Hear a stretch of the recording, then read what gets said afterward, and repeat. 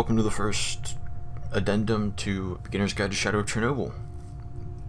This time is just corrections. Some stuff I discovered while I was playing through the base game to set up for the next guide that I'm going to release.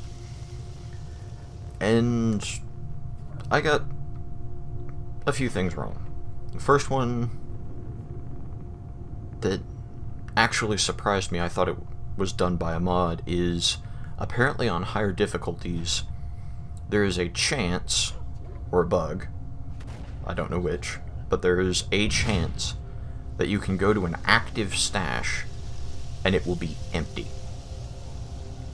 And there were a couple times where I went through and I got the same stash information twice, and both times it was empty. I'm not aware of that happening on the lower difficulties, but it might happen on the lower difficulties and I'm just not paying enough attention.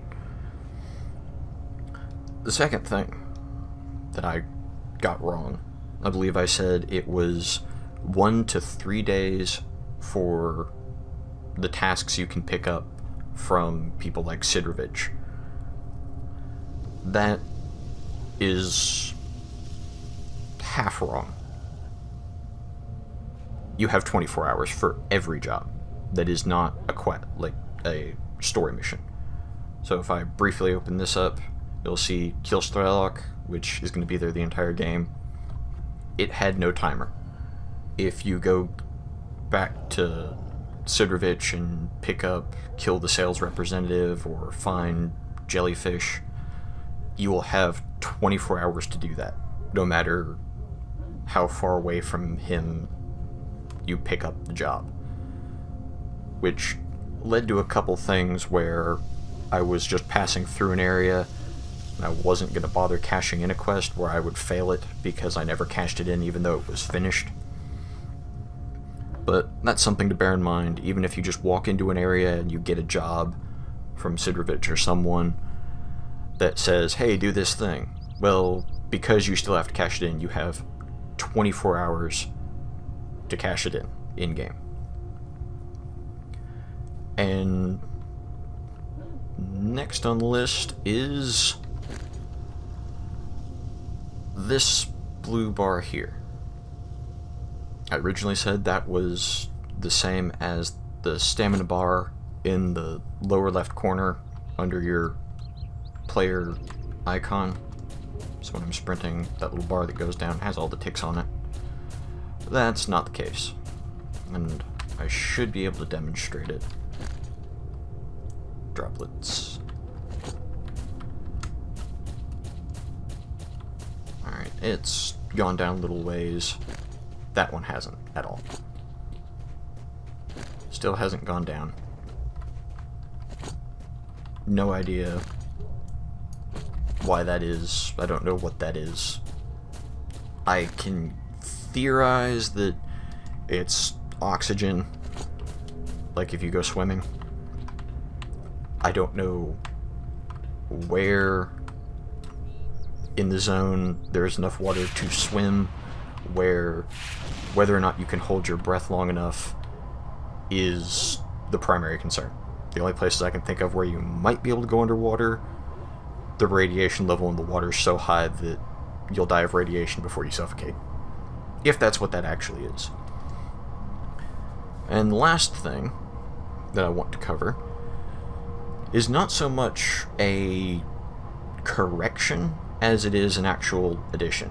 Something that I forgot, and I probably referenced indirectly, but I want to establish while I'm doing a correction video. Over by the player status, you've got the speaker and light bulb. The speaker is how much sound you're making. Not surprising. The thing to bear in mind is that includes drawing a weapon, unless it is the knife, because when the bar goes down, the knife out, it's silent. So if you're wondering how people are detecting you, it might be the fact that you draw your gun, or like if I low crouch so I'm barely making any noise, and they can hear the rustling of the leaves. And the other one, the light bulb, you might have already figured out, is whether or not they see you. I almost never see it. Oh, it already filled up. I almost never see it between full and empty. There were a couple times where, just while I was playing through the game, that it would be like it would never finish filling up. It would be like 2/3 full and then empty out. That was a very slow fill.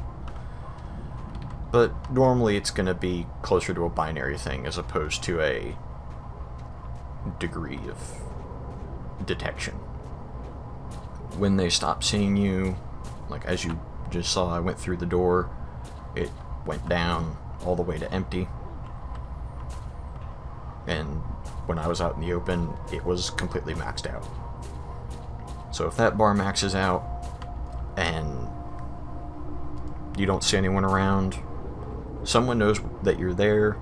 It might be a wild dog, it might be a sniper. There's no way to tell, and for safety, unless you're really comfortable in your armor, it's probably a good idea to get out of the line of fire.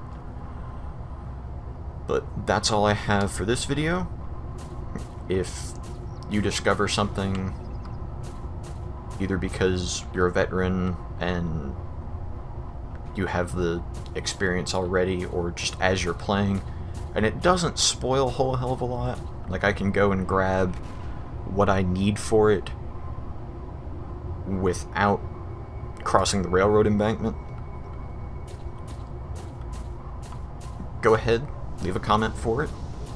I'll toy around with it, and if I think it's viable enough throughout the entire game, or I think it's really useful early game and nowhere else, maybe the first quarter of the game, I'll wait for a few of those to come up and make another Addendum video. Until then, I will see you guys next time.